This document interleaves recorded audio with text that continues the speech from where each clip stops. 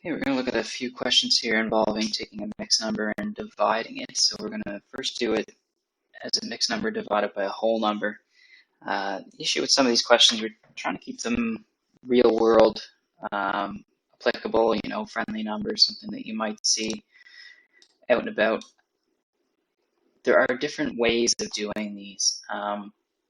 If I see a question like this and I'm splitting it into three groups, if I have the items in front of me and I could actually kind of go group one, group two, group three, and then I'm just left with 1.5 that I have to split up, that makes it quite a bit easier because you could say, well, if I was to split this piece in half, then I would have 3 halves. So then that could go to group one, that could go to group two, and that could go to group three. So then each group would get one full thing and a half. So we would know that I'd split that up and just move it over. So we would be able to figure out our answer that way.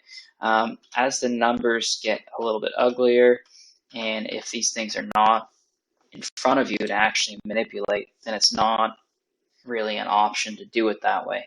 So another strategy that I find helps is if you take, so in this case it's 4.5, a lot of times if you take it and split the whole thing into whatever that fraction is at the end, it might help. So in this case, I'm going to figure out how many halves there are, and then I'm going to hope that however many halves there are is something that I can work with in terms of dividing it by 3.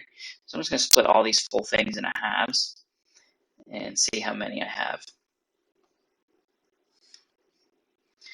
So if I split everything into halves, I can say, okay, 4.5 divided by 3. I'm trying to find what would be in each group. It might actually be easier to think of this question another way. If you were to say I have 4.5 and I'm trying to make groups of 3,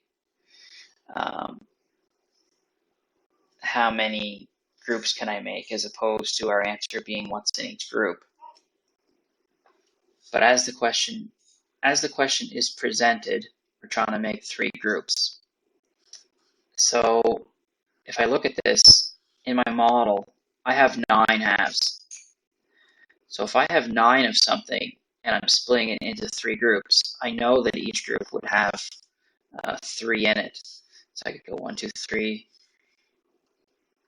draw a line. This could be group 1, 1, 2, 3, draw a line. This could be group 2, 1, 2, 3. There is group 3. So the answer is what is in each group. So each group contains 1.5. So if it works out like that, great. You kind of just play with it, draw your picture, try a few things, maybe trial and error it until you can see what you can get.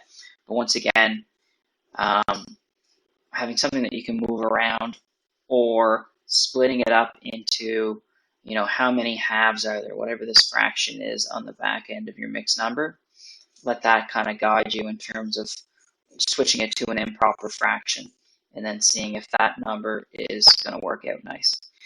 The next example I'm going to look at is, I would say, easier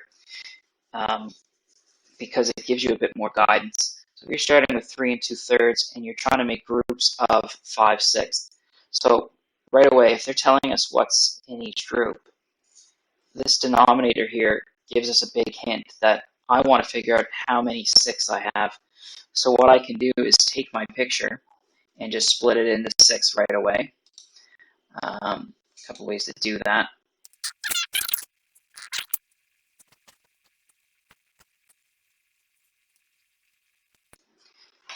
All right, now that we have our 6 all drawn out, we could rewrite the question if we wanted to. So we know that it started as 3 2/3, divided into groups of 5/6. If you wanted to, you could switch it into how many 6 there are. So that's actually an algorithm for dividing fractions, is that you make common denominators.